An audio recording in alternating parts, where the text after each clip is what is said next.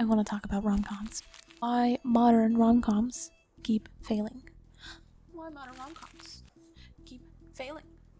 We got a movie, 2 movies, Anyone But You, and Set It Up.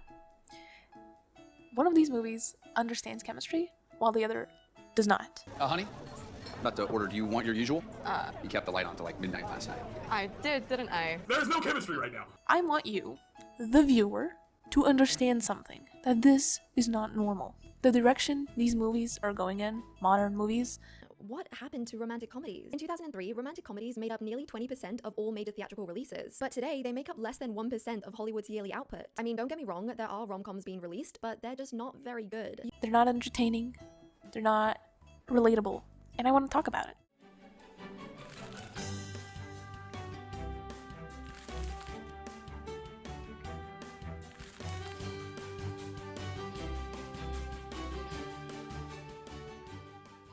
Let's start with Anyone But You. I'll summarize the plot, and then we can dissect it. So the plot follows. We have B and Ben, 2 strangers who instantly spark after meeting in a cafe, but of course they have a misunderstanding like every rom-com trope. However, months later, they're unexpectedly reunited at a wedding where friends and family pressure them into spending time together. To avoid awkwardness, and for their own reasons, they pretend to be a couple. As they keep up the act, feelings... What feelings? Resurface and they get together. Lives. Us. There's no. My God. You gonna kiss me now?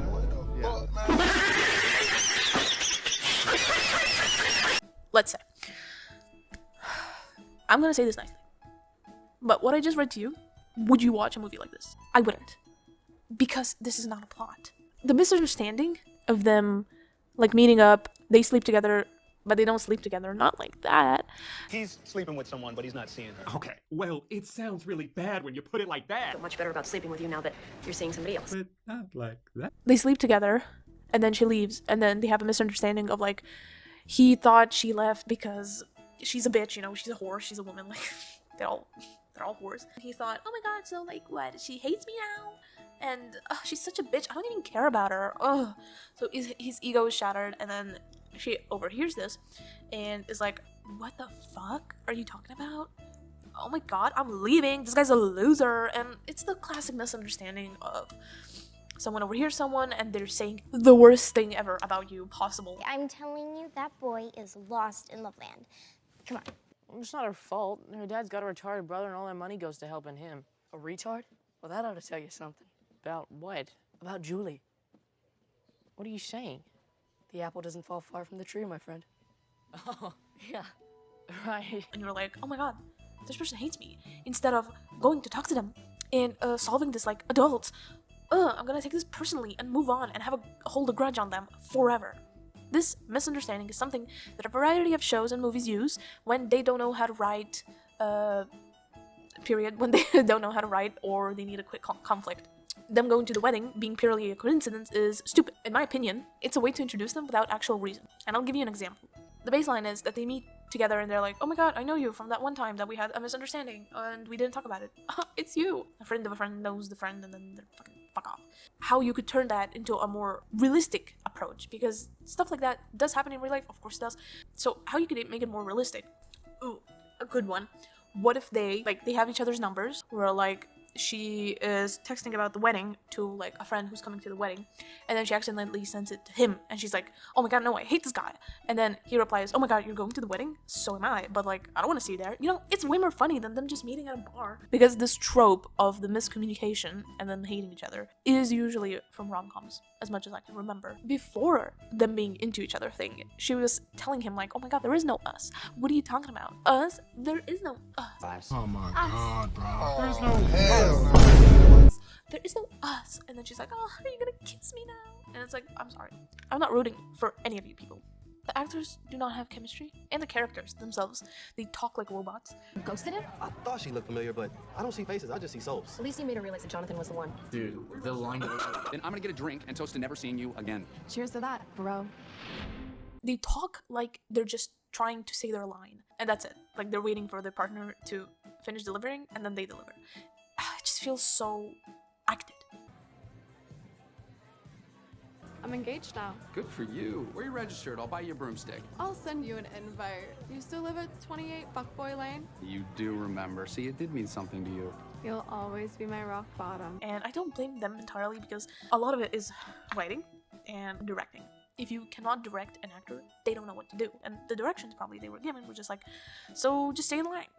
You know, nothing like, with this sentence, you say the line a bit more sultry. It's like, they probably just said, Sydney Sweeney, could you just show some boobs and say the line already and get this over with? If you're gonna show them have chemistry, you have to make me believe it. You can't just show me that, hey, these characters bicker back and forth. No, that doesn't mean chemistry. That means they're just fucking hate each other and they like bickering.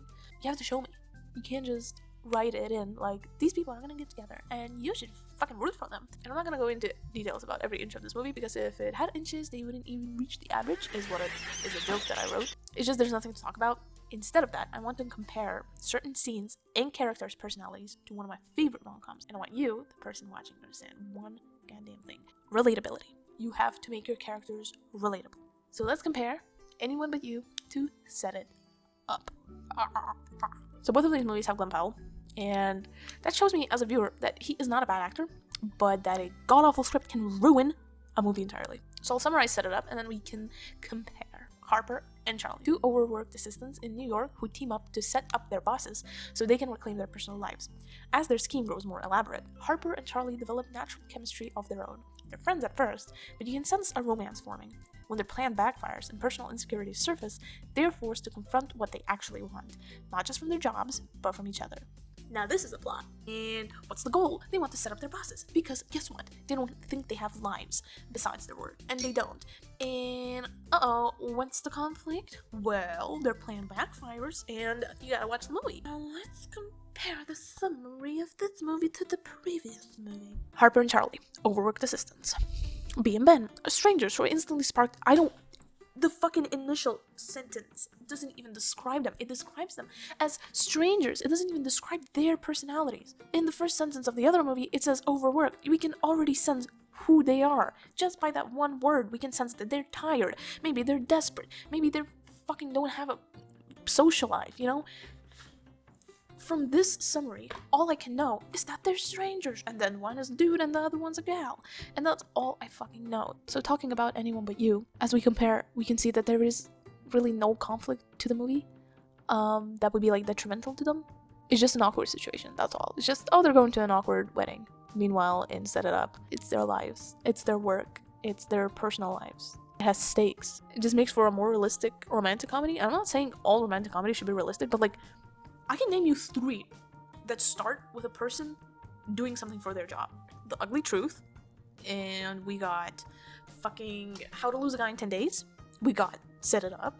A lot of them are something related that is something detrimental to you, that is something that means something to you, and then this person comes along and you have this romantic comedy bullshit happen to you, and then something affects you in life. And this is just like, they go on a wedding. They don't even really have to talk to each other, and then they make a movie out of that. And I'm actually amazed that you can make a movie out of something like this. Like in Set It Up, Harper doesn't have time to date or to write, or Charlie doesn't have time to be with his girlfriend because he's constantly at work and leaves at like 1 a.m. And it's just like, that's the conflict. That's interesting because it's real. And now I just want you to look how they portray Bay, or B, I don't know, and how they portray Harper. I'll do it side by side. Just you tell me which one is more relatable. How was your date? Oh, it was good. He's in my room right now drinking Gatorade to recover from our vigorous lovemaking. No, I worked too late. I didn't make it in time. What are you doing here? I can't leave until she leaves. You just be better. See you on the other side.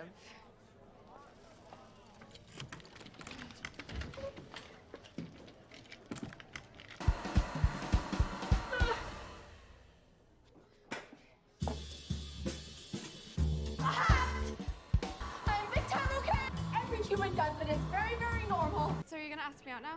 And the same for Charlie and Ben. Hey, buddy. When you get promoted, you can be one of those rich guys that donate school supplies, you know, so you don't feel so bad about yourself. But Martin's barely 30. We were talking to you, dipshit. Go get Rick a smoothie. I don't get Rick smoothies. He's on the juice cleanse. I'm always the last one here. I'm always the last one here. No, you're not. Well, even when Rick's not here, I'm here. Oh my God, will you look at this? Suze gets invited to all this cool shit. I miss all of it. I miss everything. It's been so long since I've been to a party. I made something. Why are you so quiet? You move like a Prius. Then tell me about that. That is a long story. Everybody survived. Great. You guys made up? All We're good. fine if he just stays away from me. Don't need an invitation for that. I think you do. Feel like you can't leave me alone. Same reason I slowed down in a car crash. And I don't even know what to say. One person is like a person, and the other person has no personality. Their whole personality is just like saying some one stupid one-liner or like this line. Why do you have a giant wrench? Okay, it wouldn't be a suitcase. It'd be a carry-on because you're 0 feet tall. My mom gave me that. She said, no matter how broken something is, there's always a way to fix it. What is this even supposed to mean? I don't even know what the fuck this is about. Is this a joke? Is this what? I don't know. I don't even know. And it's sad that this is what people get paid to write nowadays, because rom-coms don't have to rely that much on the comedy part. To me, it's a 50-50. Take Eternal Sunshine of the Spotless Mind, for example. It is very much a dark drama, romance, and comedy all together. You can kind of put in like psychological horror too. It is funny. Like genuinely, there are jokes throughout the movie, like constant jokes, and they're funny, but they're not like in your face like this is a comedy movie. This is a comedy movie. Look, this is a one-liner. Now I'm gonna pause. Audience, make a little laugh. It feels genuine, like the person or people who were writing the story, they actually felt like, oh, this is something funny. We should put it in the movie. Not like think of funny things, only funny things. You have to write only funny fucking things. I just need fucking comedy right now in my romantic comedy. I need comedy. And you forget about the romance, kind of. Rarely do you get comedy movies nowadays. There's a YouTuber who talked about this, how comedy movies don't happen. Purely comedy movies don't happen. I feel like rom-coms kind of are the fault of that. The rom-coms I see, they're usually comedy. They're usually just like, comedy. This is a joke, and then they get together. And it's like, wait a minute. We skipped the whole romance part of them getting together because all you did the fucking whole movie was make jokes about nothing. My final word for everything that I just said, it was a bit of a jumbled mess. I hope it makes sense what I tried to say. In an ending paragraph, I would just like to say that movies should have more relatable characters, stop making misunderstandings, make the coincidences just more believable, and stop making shit movies. Start showing more romance, tone down the comedy maybe, or make it less comedy and more like comedy. I only watched Anyone But You because I saw how shit it was. And I thought, oh, good shit? No, bad one. Stinky. Big stinky turd. Just make better movies. That's it. That's all.